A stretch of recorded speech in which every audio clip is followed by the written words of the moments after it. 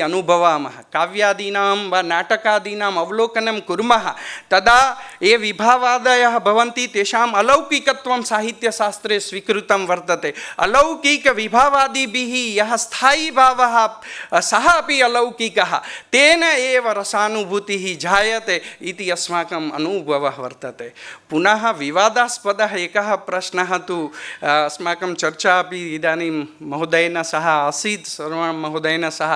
तदा एव सुख दुःखात्मको रसः यद् खलु रामचन्द्र गुणचन्द्रयोः यद् लक्षणं वर्तते तत्रापि विवादः भवति, किन्तु साहसिकम् एतत् विधानं वर्तते। सर्वप्रथमवारं रसः दुःखात्मकः इति तेन प्रतिपादितम्। अतः आचार्यस्य एव प्रभावः, तेन एका नूतना परम्परा अनन्तरम् आरब्धा, जैनपरम्परा साहित्यशास्त्रे आरब्धा वर्तते, तदपि विलक्षणं वर्तते। अस्य ग्रन्थस्य महत्त्वं तदपि प्रतिपादयति।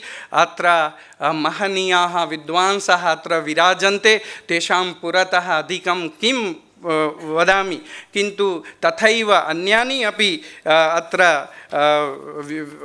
अस्मिन् काव्यानुशासनग्रन्थे यानि विशिष्टतत्त्वानि सन्ति तेषाम् उल्लेखं कर्तुं शक्नुमः।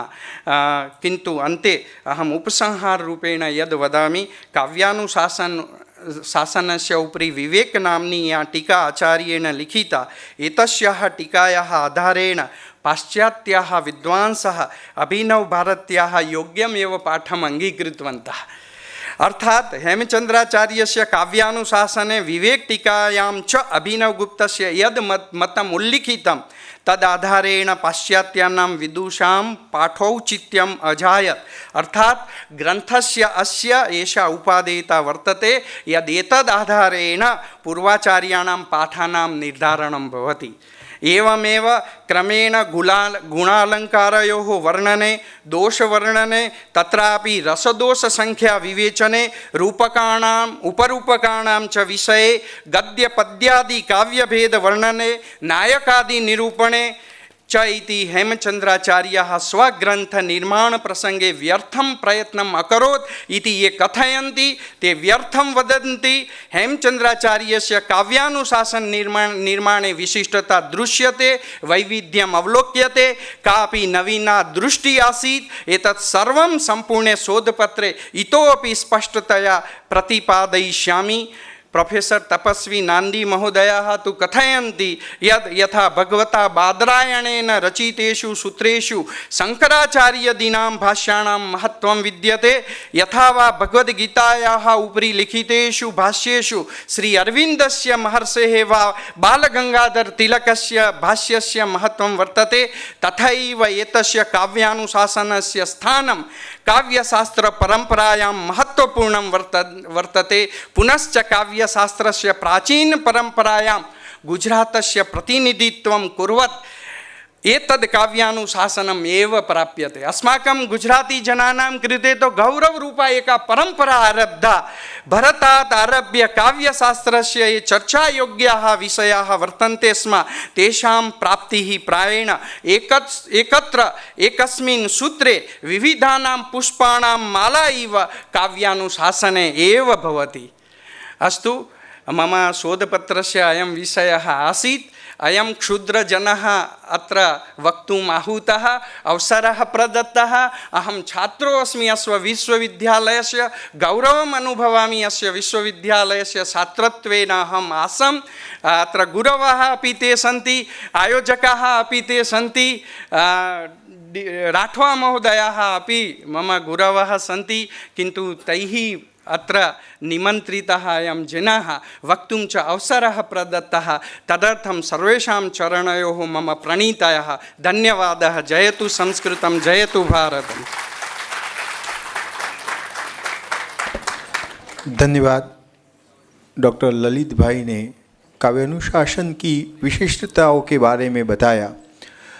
ऐसा आरोप लगता है कि आचार्य जी ने अपने पूर्ववर्ती आचार्यों में से इस ग्रंथ का निर्माण किया है, लेकिन इन्होंने बड़े सटीक तरीके से इस बात को खंडित किया है। इन्होंने तपस्वी नांदी जी का जिक्र भी किया है। मैंने आगे भी जिक्र किया कि इसका अंग्रेजी अनुवाद 800 पेजों का इस यूनिवर्सिटी से प्रकाशित किया है और डॉक्टर तपस्वी नांदी साहब ने बड़े गौरव के साथ कहा था, इसमें एक शब्द की कोई भूल निकाल दे मैं इनकी आजीवन गुलामी करूँगा। इतना बढ़िया सटीक अंग्रेजी लिखा।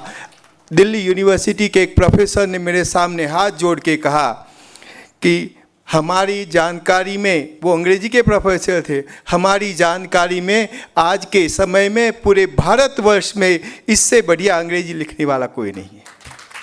हमें इनकी भेंट करनी है। आप सब लोगों को मालूम है, पुराने लोगों को मालूम है, वो अपने मन के राजी आदमी थे, मिलना चाहे तो मिले, बोले हमें कुछ नहीं करना। तो ऐसे विद्वान को आज ललित भाई ने भी अपने भाषण में लिया। अब हम जिनके की नॉट स्पीकर और जिनकी बातों का असर भारत सरकार के माइनिंग डिपार्टमेंट के मजदूरों तक पहुंची है, तो ऐसे प्राचीन ग्रंथों को आधुनिक